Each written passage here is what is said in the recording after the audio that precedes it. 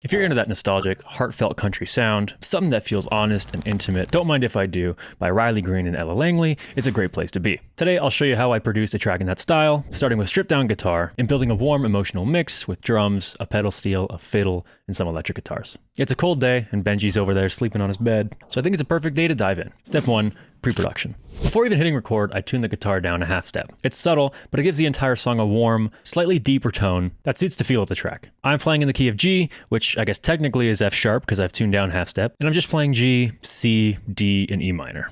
Classic chords that naturally carry the feeling of comfort and nostalgia and longing for something. So, for recording the acoustic guitar, I tracked with 2 microphones at the same time, which means I recorded in stereo. I used a Lewitt 040s, one pointing at the bridge, the other pointing around the 12th fret, and that'll make the guitar a little bit wider than mono, but not as wide as double tracking would be. And I didn't want double tracking anyway because I wanted the guitar to feel intimate. If I was to double track the guitar, it would be a little too big.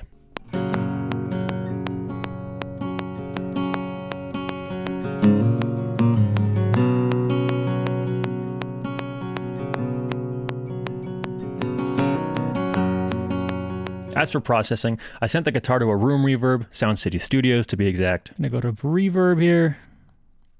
I'm gonna go to guitar, maybe PA Live, or acoustic, acoustic, maybe tight. There is that clickiness in there, isn't there? Because I needed a little more ambience. I then put a de-esser on that reverb because it was a little too clicky. In fact, let's put a de-esser on the reverb, something I never ever do, but... there. And then on the guitar itself, I added some EQ. I attenuated around 260 hertz and added a bit of high end for some air. Might boost a little low end just to get it a little more full sounding.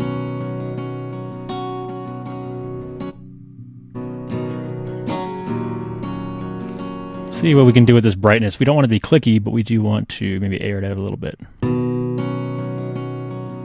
I threw a Waves L2 limiter on the guitar just to catch some transients that were poking out. Yeah, it's much nicer. I added a light bit of compression with the LA2A.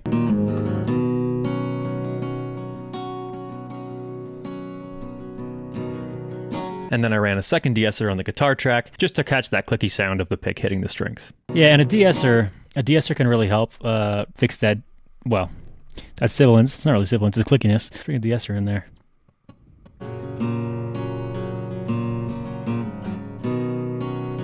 Turn the area a little more now.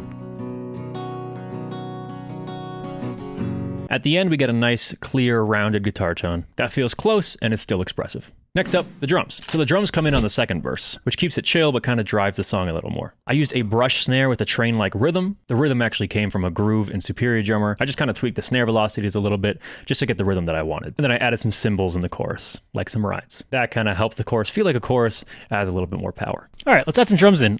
We do want some brushes for sure. So I'm not even sure which... we might just go to the default Superior Drummer library. Might make a little more sense because there is brushes here. Let's maybe go into the grooves and see how they sound. That's kind of the beat we want actually. So let's just drag that on there. Let's go search for instrument. We want brushes. Yeah, for brushes. We want brushes. Okay, how about let's try that. Hey, okay. Yeah, bring that ambience up. Okay, there's something about the velocity that I'm not a huge fan of. So what I'm going to do is I'm going to bring it all the way up. Yeah, and then I'm going to bring it all the way down. Well, almost all the way down. There, now they're kind of the same-ish velocity. We don't want that either.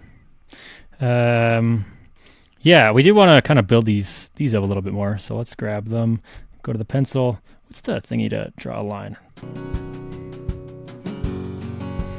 Yeah, all right, cool. We kind of want this sort of like, you know? So we're just going to take that, and I think we'll copy and paste.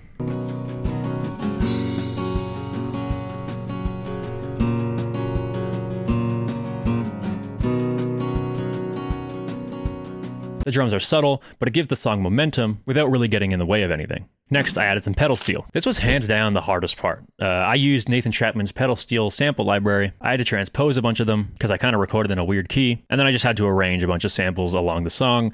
That kind of makes sense and sound like a real pedal steel part. The pedal steel comes in at the first chorus and just keeps going throughout the rest of the song. I then sent it through a combo of a plate and a hall reverb to kind of give it some space. It kind of just breathes in the background, almost acts like a pad. It's kind of hard to get stuff that sounds like real nice and, well, real, really. So maybe something like... It's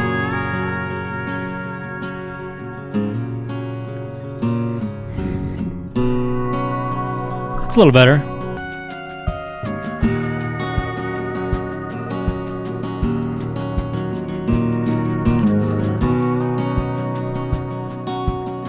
Okay. That took way too long, but I did a pedal steel part. They're not very good. I wish I had a pedal steel. I'm just using samples, but it doesn't sound terrible.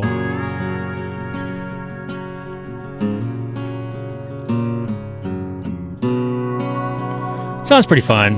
On the last chorus, I added the fiddle using the fiddle library on Kontakt. I played simple chord lines, basically kind of almost like a pad a little bit too, but there's a little bit of melodic stuff that kind of transitions into the next chord. We're in the key of, well... G flat, F sharp.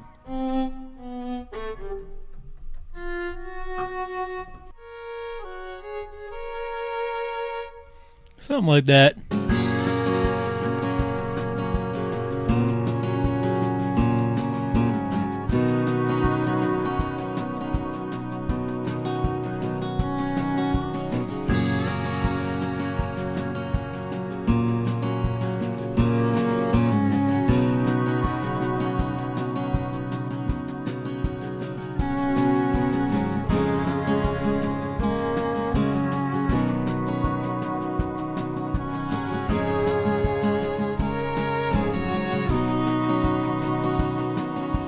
It's a nice way to elevate that final chorus. Most country songs have a fiddle in it, especially if they're laid back like this. It just makes that final chorus feel like a true lift. Lastly, I added some electric guitars. For the first electric guitar, I used archetype 𝗕𝗘𝗠𝗕𝗥. I played some simple rhythm parts with some melodic transitions. I also did some different chord inversions to keep it a little more interesting. And that guitar only appears in the last chorus to add some depth.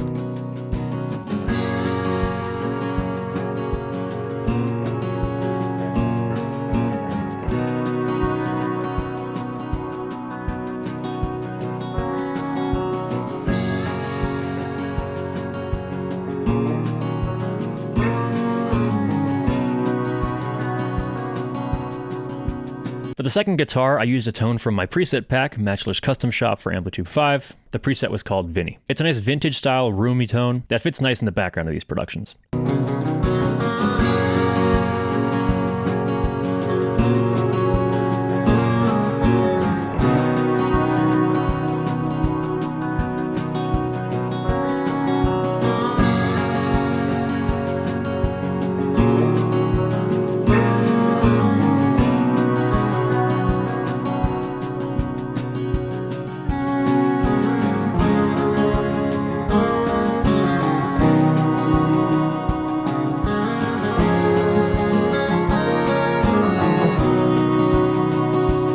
I played more of a lead style part here, especially during the last chorus. I also brought this guitar back into the first chorus and played it throughout to help build energy.